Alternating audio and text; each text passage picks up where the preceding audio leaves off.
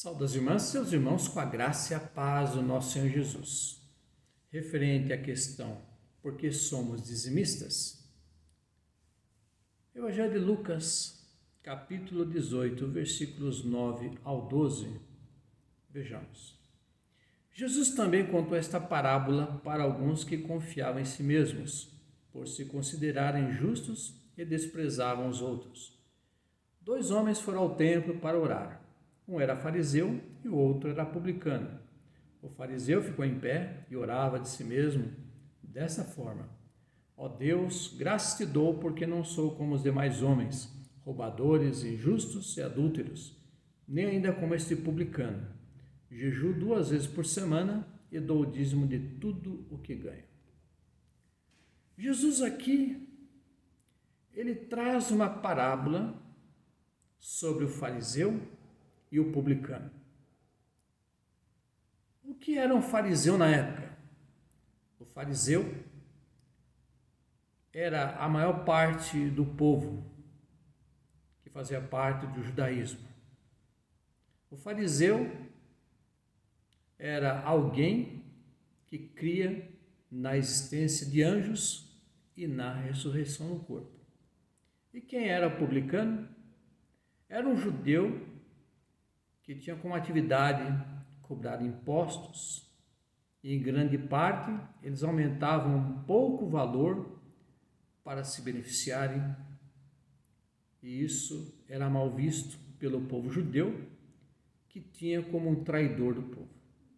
Assim, publicano era considerado um pecador para os judeus.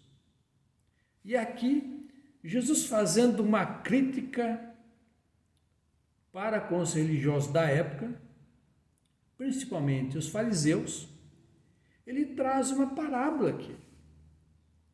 Porque, infelizmente, os fariseus e parte da liderança judaica se viam como pessoas justas e desprezavam as demais pessoas.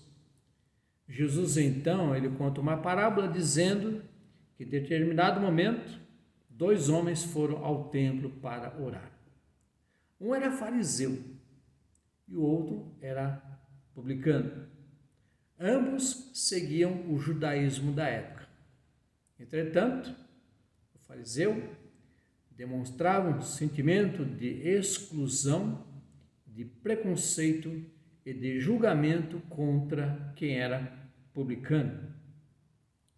E Jesus disse que o fariseu, em sua oração, ele agradeceu a Deus por não ser como um publicano que estava ao lado dele.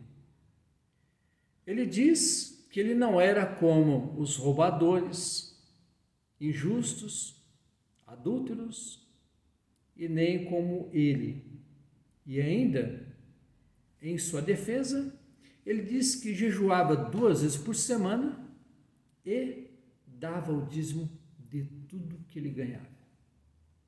Como se com essas atitudes ele conseguiria o favor de Deus. Ele era alguém que estava utilizando a prática do jejum e do dízimo para comprar o favor divino, comprar bênçãos de Deus.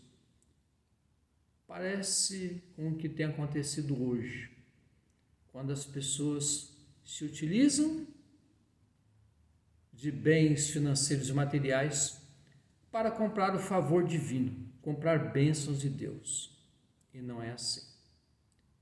Se continuarmos a ler o texto, observaremos qual foi a atitude do publicano, que nem ousava levantar a cabeça reconhecendo que ele era pecador, e batia no peito, por entender que ele era um pecador. O fariseu não se via como pecador, se via como um santinho, e dizia em sua oração, agradecendo a Deus por não ser como aquele homem que era tido como pecador.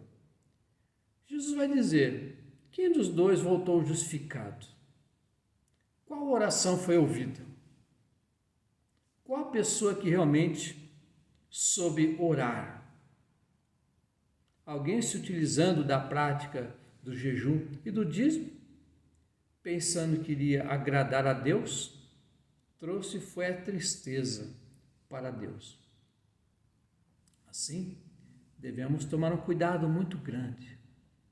Nós entregamos no altar do Senhor nossos dízimos e ofertas com alegria, na certeza e confiança que Deus está nos abençoando sempre. Não trazemos no intuito de querer obrigar a Deus ou forçar a Deus a nos abençoar. Não precisamos disso, porque nós temos um Deus, Ele é tremendo, Ele é fiel, é verdadeiro. É um Deus que não se corrompe com coisas humanas, aos quais o ser humano está acostumado a se corromper. Assim Jesus fez essa crítica na época, e é uma crítica que é uma realidade hoje. Quando há pessoas que querem usar dos seus recursos para comprar Deus, comprar favores, comprar bênçãos. Não é assim.